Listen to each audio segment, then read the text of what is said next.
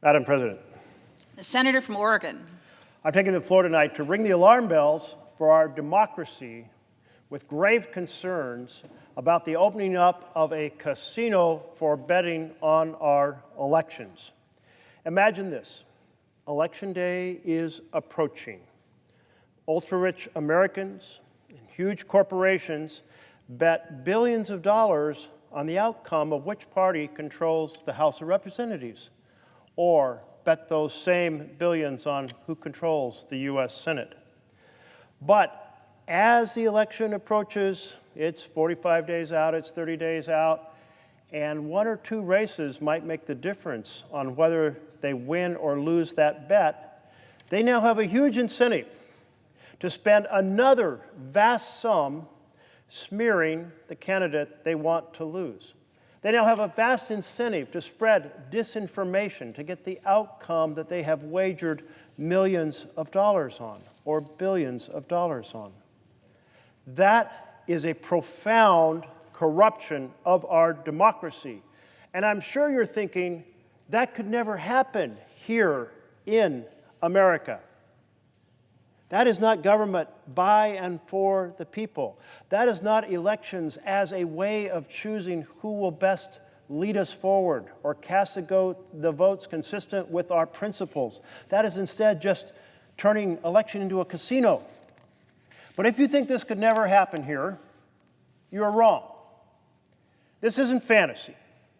Last week, less than 60 days before one of the most consequential elections in the history of our nation, a federal district judge, a D.C. district judge, threw the doors wide open for just such a gambling scheme on our elections, allowing individuals, corporations to bet up to $100 million apiece. Now, this is not some research project where people can bet $10 to see kind of the influence of whether or not the way people bet is a better prediction than polling. No, this is not a research project. This is vast, powerful people betting huge sums and then, with dark money, authorized through Citizens United court decision, being able to put their thumb on the scale. That's what happened last Thursday. Fortunately, shortly after the ruling was announced, it was appealed by the CFTC, the Commodities Futures Trading Commission, to the circuit court, and the circuit court put a stay on, a stay that will give them time to think about whether they should allow this casino to go forward at this moment in time, and they're going to make that decision, they say, by Thursday, 3 days from now. So, I'm ringing the alarm bells that there is an enormous threat to the integrity of our elections that will be based on a decision of a circuit court 3 days from now. Will they, like the district judge, throw the doors open to the casino, allow individuals to bet millions of dollars, up to $100 million, and do so knowing those same individuals can then spend massively to put their thumb on the scale and affect the outcome of the election? So let's go back a little bit to the lead up to this moment. In 2020, a Wall Street firm called Kalshi was authorized by the Commodity Futures Trading Commission, the CFTC, to do a limited amount of bets or contracts on events, ranging from what daily temperature will be in Chicago to what countries will have a recession. Lots of events contracts.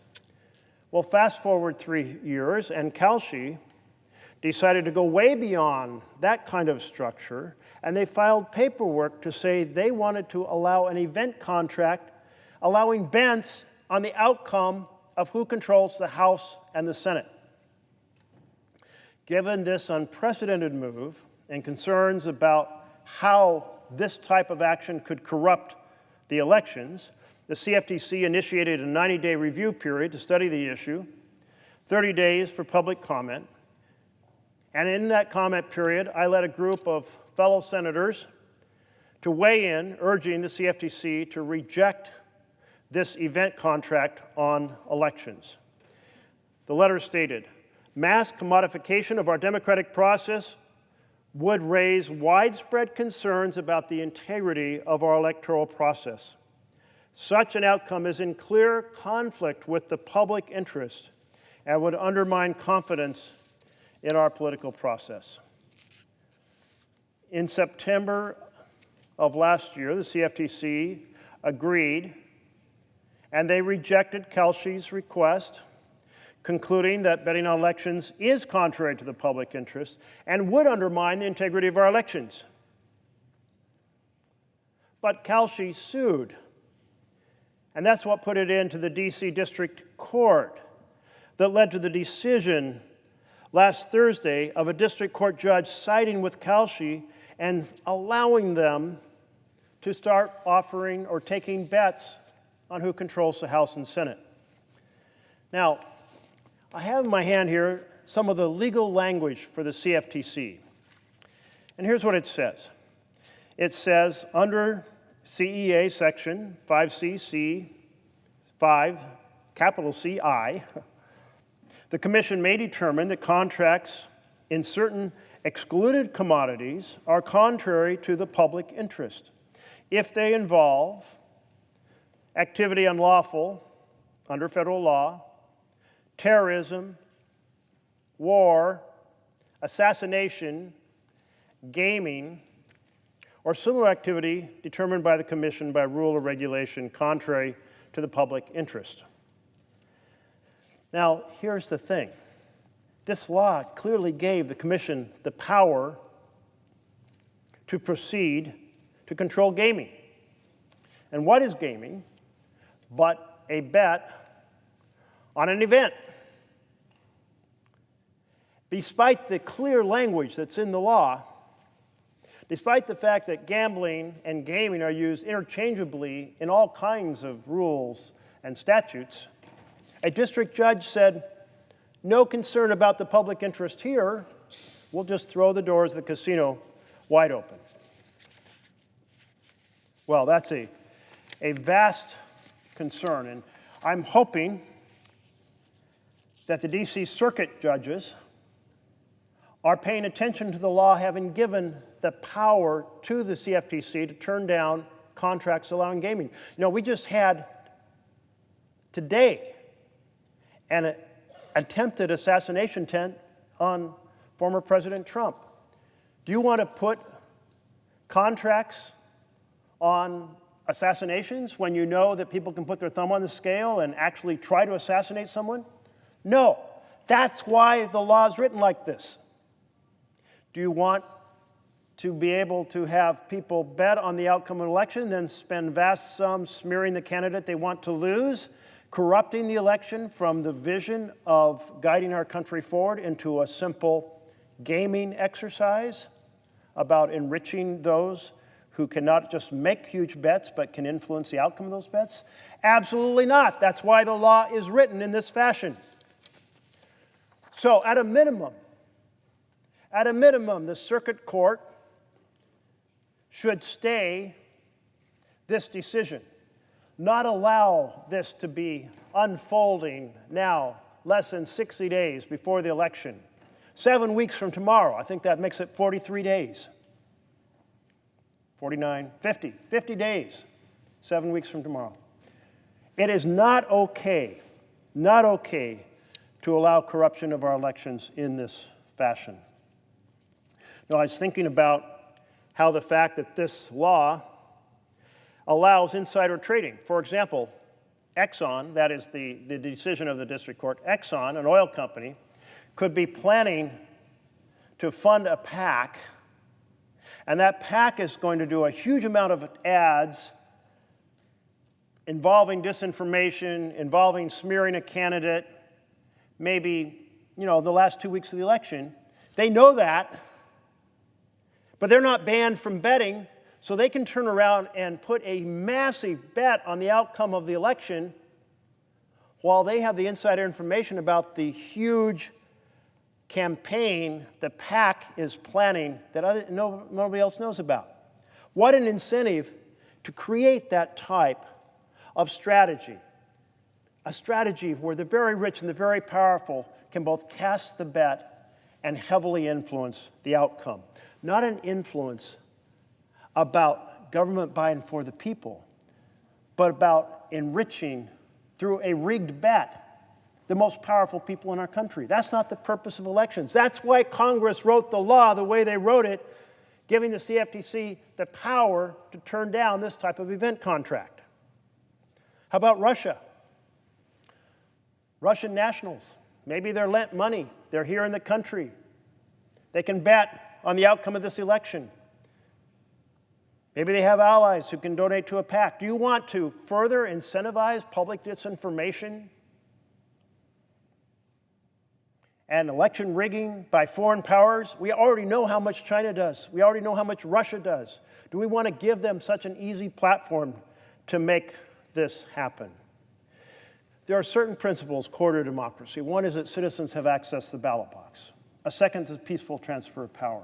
The third, and the theory behind a democracy, is that when votes are cast and when campaign donations are made, they are made because the person sees a representative who corresponds to their values.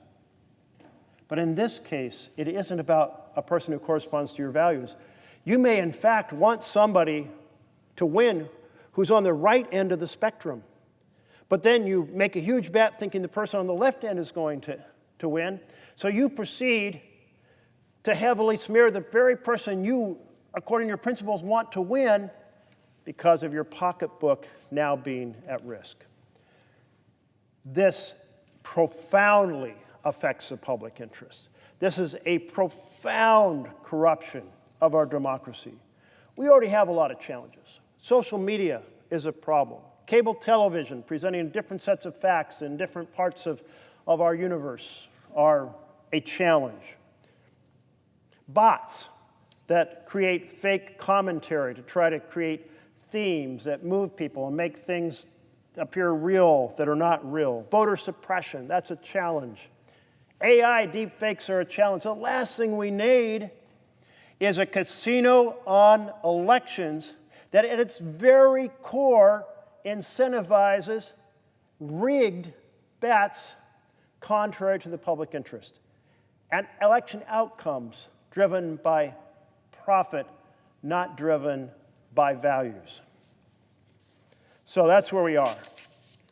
So I hope that the Circuit Court of D.C. will pay attention about how much is at risk. Now, I've noted that the current contract is about who controls the House and who controls the Senate. But once that is allowed, what is to prevent Kaushi to putting up an event contract on the outcome of a specific Senate race or a specific House race? Then we have a ton of really close races.